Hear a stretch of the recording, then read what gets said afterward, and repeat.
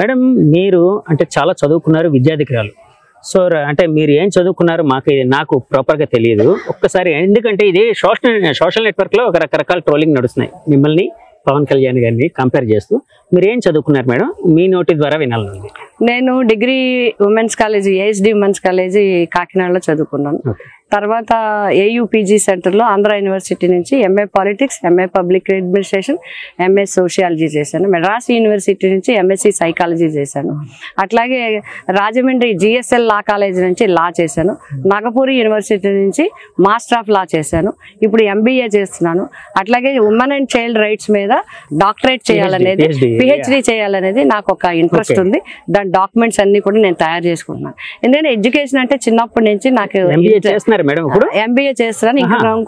ఇంకొక semester examinations రాయడానికి నాకు టైం కుదరలేదు. అట్లాగే హిందీలో ప్రాథమిక నుంచి రాష్ట్ర వరకు విశారద అక్కడ వరకు వచ్చాను. విశారద ఇక్కడ శారద విశారద అంత వరకు చేయాల్సి ఉంది.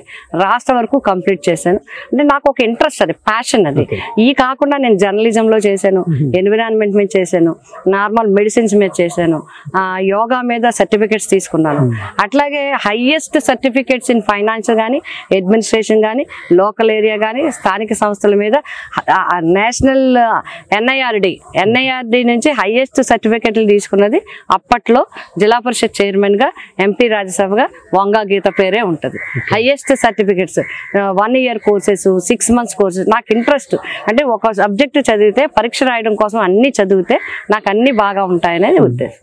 మేడం మీరు రాజకీయంగా అంటే రాజకీయ నాయకులు అంటేనే అసలు టైం ఉండదు. అంటే పర్సనల్ టైం అనేది చాలా స్పేస్ అనేది చాలా తక్కువ ఉంటుంది. అంటే ఫ్యామిలీకి కేటాయించడం, ఇటు వీళ్ళందరూ వస్తూ ఉండడం, పబ్లిక్ ఎక్కువ టైం కేటాయిస్తూ ఉంటారు. ఇలాంటి టైంలో ఎలా చదవగలుగుతున్నారో ఆ రహస్యం ఏంటో, ఆ కిటుకు అంటే సాధారణంగా వివాహం విద్యనాశనం అంటారు. నాకు ఇంటర్మీడియట్ ఎగ్జామినేషన్స్ అయిపోగానే మ్యారేజ్ అయిపోయింది. బట్ కాశీ విశ్వనాథ్ గారు మా హస్బెండ్, మా అమ్మమ్మ గారి పట్టుదల వల్ల మాకు ఇంటర్మీడియట్లోనే మ్యారేజ్ అయిపోయింది. తర్వాత చదువుకుంటా అంటే మా మదర్ ఒప్పుకోలేదు. ఇక్కడ మీకు ఒక విషయం చెప్పండి, మా మదర్ ఒప్పుకోలేదు. పెళ్ళైతే కాలేజీకి ఏంటి చదవడానికి వీల్లేదని. బట్ మా ఫాదర్ ఏమన్నంటే వైఫ్ అండ్ హస్బెండ్కి ఇష్టం అయితే మీరు చేసుకోమన్నారు. అప్పుడు విశ్వనాథ్ గారు నీకు చదువుకోవాలనుకుంటే చదువుకొని ఆయనే తీసుకెళ్ళి ఉమెన్స్ కాలేజీలో నన్ను జాయిన్ చేశాను. అప్పటి నుంచి ఏ ఎగ్జామ్ను కూడా నేను ఫెయిల్ అవ్వలేదు. ఒక్క ఎగ్జామినేషన్లో వంగా గీత ఫెయిల్ అవ్వలేదు. ఎగ్జామినేషన్ రాస్తే పాస్ అవ్వాల్సిందే. ఇప్పటి వరకు నేను రాస్తూనే ఉన్నాను, చదువుతూనే ఉన్నాను. ఎక్సెప్ట్ తక్కువ నాకు ఎప్పుడు మానేశానంటే, నాకు ఎక్కువ బ్రేక్ ఎక్కడ వచ్చిందంటే పిఠాపురం నియోజకవర్గం ఎమ్మెల్యే అయిన తర్వాత పూర్తి సమయం దీన్ని కేటాయించడం వల్ల అప్పుడే ఎక్కువ సర్టిఫికెట్స్ తర్వాత మళ్ళీ ఎంపీ అయ్యాక మళ్ళీ మధ్యకాలంలో 14 to 19లో కూడా 2-3 సబ్జెక్టులు కట్టి పాస్ అవ్వడం జరిగింది. ఎన్విరాన్మెంట్ మీద, మెడిసిన్స్ మీద, చిల్డ్రన్ మీద, లా మీద, ఇవన్నీ కూడా చేయటం జరిగింది. మీరు ఇన్ని డిగ్రీలు, ఇన్ని సర్టిఫికెట్లు తీసుకున్నారు కదండి. ఎడ్యుకేషన్ అనేది ఒక రాజకీయ నాయకులుగా మీ పరిణితి చెందడం, పరిణితికి ఏ విధంగా హెల్ప్ అయిందంటారు? తప్పకుండా మాకే కాదు, సమాజానికి ఎడ్యుకేషన్, సమాజంలో ఉండే రుగ్మతలను, అసమానతను తొలగించేది ఒక విద్య మాత్రమే. అందుకే జగన్మోహన్ రెడ్డి గారు అంటే మాకు ఇష్టం. ఈ రోజు పేదవాడికి ఏదో పథకాలు, మధ్యాహ్నం భోజనం కేవలం పెట్టడం మాత్రమే కాదు, పేదవాడు అందరికీ కూడా విద్య నేర్చుకోవాలి, పేదవాడు కూడా అమెరికాలో వెళ్ళి చదువుకోవాలి, మంచి యాక్సెంట్ ఉండాలి, ట్యాబులు కూడా చదవాలి అని చిన్నప్పటి నుంచి ఇంగ్లీష్ మీడియం కూడా చదువుకోవాలి. అందరూ విద్యావంతులు. ఈ రోజు అసమానతలు ఎక్కడ పోయినాయండి? ఈ రోజు గతంలో అయితే అసమానతలు ఎక్కడ పడతాయండి? ఇప్పుడు అందరూ సాఫ్ట్వేర్ ఇంజనీర్లు అయిన తర్వాత ఎక్కడ కనబడుతుంది కులం, మతం అని లేకుండా అందరూ కలిసి సమాజంలో అందరూ కలుసుకునే అవకాశం వచ్చింది అంటే విద్య వల్ల. మొన్నటి వరకు టీడీపీ, బీజేపీ, జనసేన కలవని అనుకున్నారు. ఆ విధంగా అంటే వైఎస్ఆర్ పార్టీ నుంచి కూడా వాళ్ళ కలవకుండా ఉంటే బాగుందని చెప్పి వాళ్ళు అనుకుంటున్నారు, అధినాయకులు అనుకుంటున్నారు అన్నట్టు రకరకాల వార్తలు అయితే వచ్చాయి. ఇప్పుడు వాళ్ళు ముగ్గురు కలిశారు. సో ఈ కలయికని ఏ విధంగా చూడాలంటారు? అంటే ఇది పొలిటికల్గా జగన్మోహన్ రెడ్డి గారికి వెనక్కి పెట్టాలనే ఆలోచన. జగన్మోహన్ రెడ్డి గారిని ఎదుర్కోవడానికి అందరూ ఒకటైతే తప్ప సాధ్యం కాదని వాళ్ళ ప్రయత్నం. ఎందుకంటే 3 పార్టీలు గతంలో కూడా కలిసి అప్పుడు సాధించగలిగామని. అయితే అప్పుడుకి ఇప్పటికి చాలా తేడా ఉంది. ప్రజలతో చాలా సత్సంబంధాలు మా అందరికీ ఉన్నాయి. అంతేకాకుండా జగన్మోహన్ రెడ్డి గారు 1924 ఒక పరిపాలనని బెస్ట్ పరిపాలన చేసి చూపగలిగారు. కాబట్టి ఇప్పుడు 3 పార్టీలు కలిసినా, ఎన్ని పార్టీలు కలిసినా ప్రజా మద్దతు మాత్రం ప్రజల మనసుల్లో, జనం మనసులో ఉన్నది జగన్ గారే. తప్పకుండా విజయం సాధించే కాదు. ఎవరు ఎన్ని ఎత్తులు వేసినా కూడా, ఎవరు ఎన్ని ప్రయత్నాలు చేసినా కూడా రేపు రాబోయేది వైఎస్ఆర్సీపీ పార్టీ అధికారంలోకే వస్తుంది. జగన్ గారే ముఖ్యమంత్రి అవుతారు. మేడం ఇప్పుడు అంటే 5 ఏళ్ళ పరిపాలన తర్వాత ఏ ప్రభుత్వం మీదైనా జనరల్గా ఒక వ్యతిరేకత అనేది వస్తుంది. అంటే మీ మీద బయట వినిపిస్తుంది ఏంటంటే అంటే ప్రతిపక్షాల నుంచి వ్యతిరేకత చాలా ఎక్కువగా ఉంది, ఆ వ్యతిరేకతే మమ్మల్ని గెలిపిస్తుంది అన్నట్టు. వ్యతిరేకత ఎక్కువగా ఉంటే ఏ పార్టీ కూడా సీట్లు పంచుకోరు.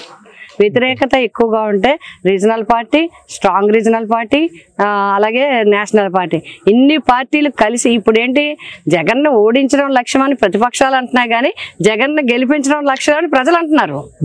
అంటే నిజంగా మీరు ఒకటి వాళ్ళ గుండెల మీద చేసుకోవాలండి. మీరంతా కూడా పరిశీలించండి. వ్యతిరేకత ఉంటే తెలుగుదేశం సీట్లు పంచుకుంటుందా? వ్యతిరేకత ఉంటే జనసేన సీట్లు పంచుకుంటుందా? వ్యతిరేకత ఉంటే బీజేపీ సీట్లు పంచుకుంటుందా? ముగ్గురు ఎందుకు కలవాలనుకుంటారు? ఎందుకు ఒకటై గట్టిగా పట్టుకుని నడవాలనుకుంటారు? అంటే జగన్ గారి మీద జనంలో వ్యతిరేకత లేదు, జగన్ గారి మీద జనంలో పాజిటివే ఉంది. ఈ రేపు రాబోయే ప్రభుత్వం కూడా జనం మద్దతుతో వైసీపీ ప్రభుత్వమే.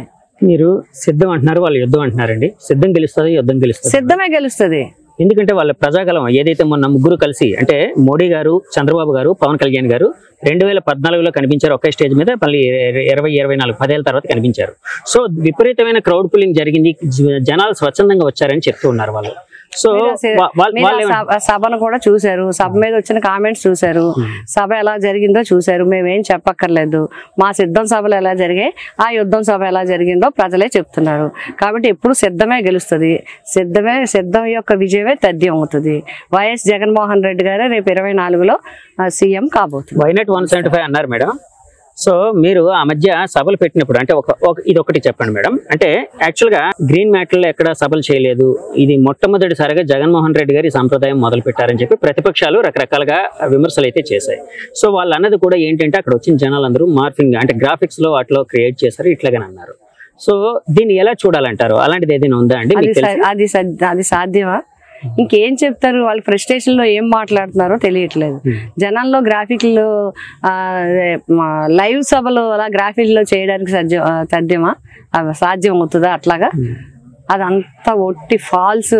వాళ్ళు ఏమీ చేయలేక మా మీద పెట్టే రకరకాల ప్రజల మనసుల్లో అపోహలు సృష్టించాలని, ఇంకా ఏదో చూపించాలని అనుకుంటున్నారు.